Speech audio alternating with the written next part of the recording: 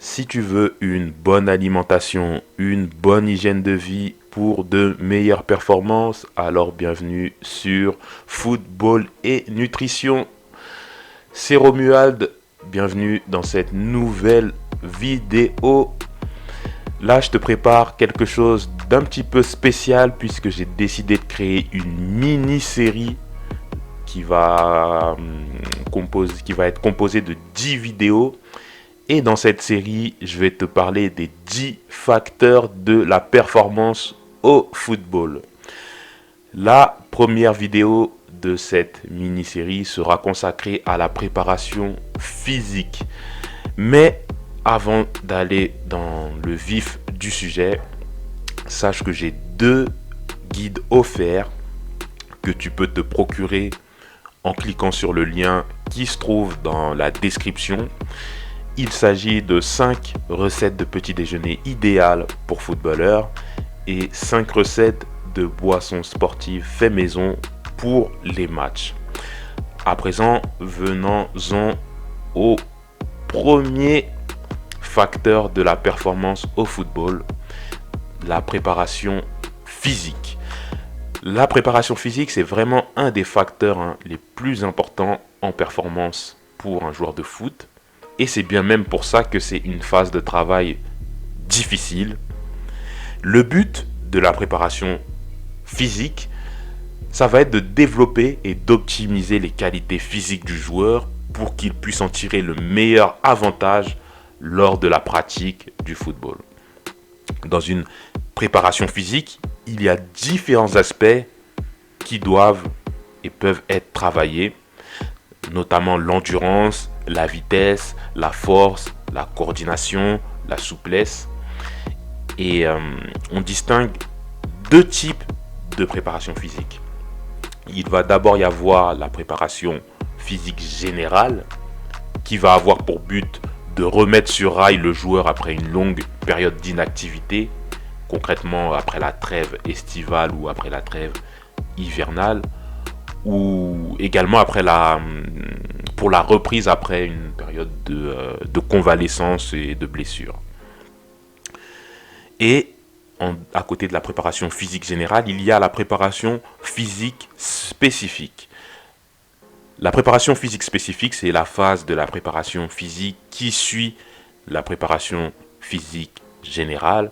Et durant cette phase, on est proche de la reprise de la compétition et il faut donc travailler sur les efforts physiques qui vont être reproduits pendant les matchs, à savoir les efforts de sprint, de saut, de puissance.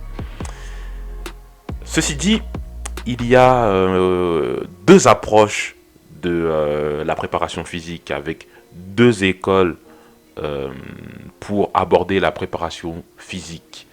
Il va y avoir l'approche de la préparation physique qu'on appelle la préparation physique intégrée.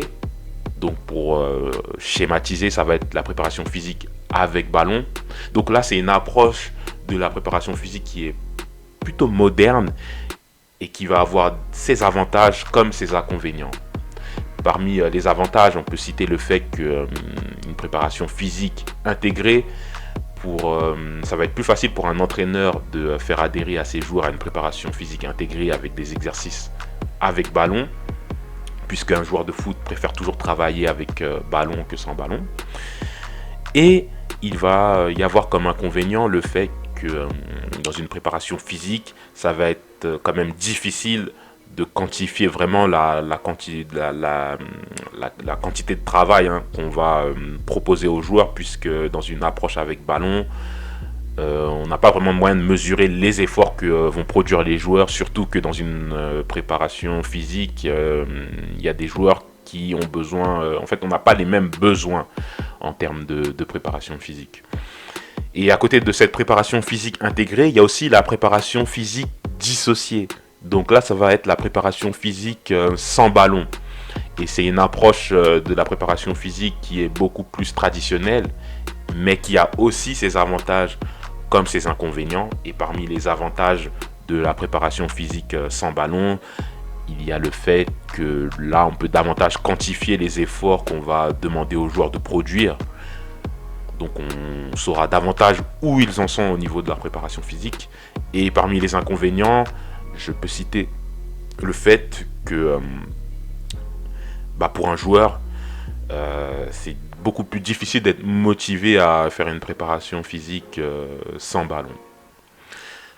En dehors de ça, j'ai envie d'ajouter le fait que de plus en plus de joueurs, que ce soit des joueurs pros ou même amateurs, ont recours à des coachs en préparation physique pour pouvoir suivre et disposer d'un programme individualisé. Donc il y a de plus en plus de services de coaching, de préparation physique qui se développent même à travers le net. On peut facilement trouver des personnes qui vont s'occuper, à qui on pourra déléguer donc notre préparation physique. Moi, je trouve que c'est une bonne initiative si tu as besoin d'être remis en forme et si dans ton club il n'y a pas de préparateur physique qui exerce pour justement te permettre d'être en forme physiquement. Voilà en tout cas pour la présentation du premier facteur de la performance dans le football. Donc s'il s'agissait de la préparation physique. Dans la prochaine vidéo de cette mini-série, on va parler de l'entraînement. N'hésite pas à réagir à cette vidéo en disant ce que tu penses dans les commentaires.